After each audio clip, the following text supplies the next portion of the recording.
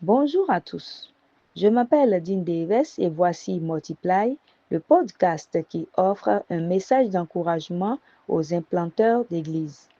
Lorsque j'ai commencé à implanter des églises dans les années 1980, je n'avais jamais entendu parler de personnes de paix et mes collègues implanteurs non plus. Nous avions étudié Luc chapitre 10, versets 1 à 10, où le Seigneur Jésus enseigne à 72 de ses disciples à trouver des personnes de paix. Mais curieusement, nous n'avions pas insisté sur le plus grand enseignement de Jésus dans ce chapitre. Il y a des hommes et des femmes en de nombreux endroits qui ont été préparés par Dieu pour être réceptifs à l'Évangile et pour accueillir ceux qui annoncent la bonne nouvelle. Cherchez ces hommes et ces femmes. Restez avec eux tandis que vous proclamez le royaume de Dieu.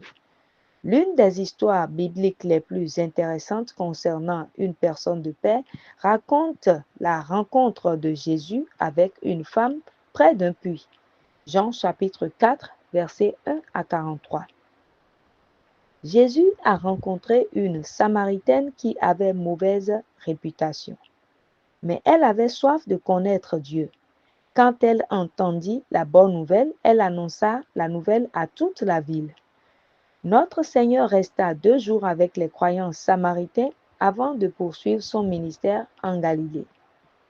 Après la résurrection de Jésus et l'effusion de son Esprit Saint sur les hommes et les femmes réunis au Cénacle, les apôtres tardèrent à mettre en pratique son enseignement sur la recherche de personnes de paix.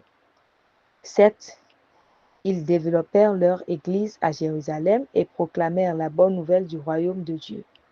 Mais les apôtres ne cherchèrent pas de personnes de paix hors de la ville. Il fallut plusieurs miracles pour que cela se produise. Pierre trouva un homme de paix en la personne de Corneille. Le récit de leur rencontre se trouve dans les Actes des Apôtres chapitre 10. Corneille était capitaine de l'armée romaine. En raison de son éducation, Pierre ne voulait rien avoir à faire avec les Romains. Mais Dieu lui fit clairement comprendre en songe qu'il devait aller trouver Corneille.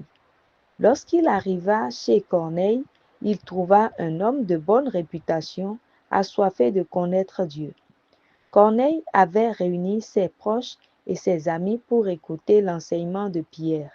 Tandis que Pierre racontait l'histoire de Jésus et expliquait les prophéties de l'Ancien Testament le concernant, le Saint-Esprit descendit sur tous ceux qui entendaient le message.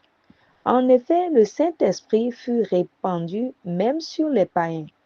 Pierre baptisa les croyants et resta avec eux quelques jours. Voyez-vous le schéma? Dieu prépare les gens à entendre l'Évangile. Il leur donne la soif de le connaître. Les croyants accueillent le message de Jésus, le message du grand dessein de Dieu pour sauver l'humanité brisée. Lorsque des personnes de paix entendent la bonne nouvelle, elles l'accueillent. Elles ont soif d'en savoir plus. Elles ne gardent pas l'Évangile pour elles. Elles invitent leurs amis à l'écouter. Les croyants qui proclament la bonne nouvelle restent avec les nouveaux croyants pour les fortifier dans leur foi. Il y a des personnes de paix que Dieu veut que vous rencontriez.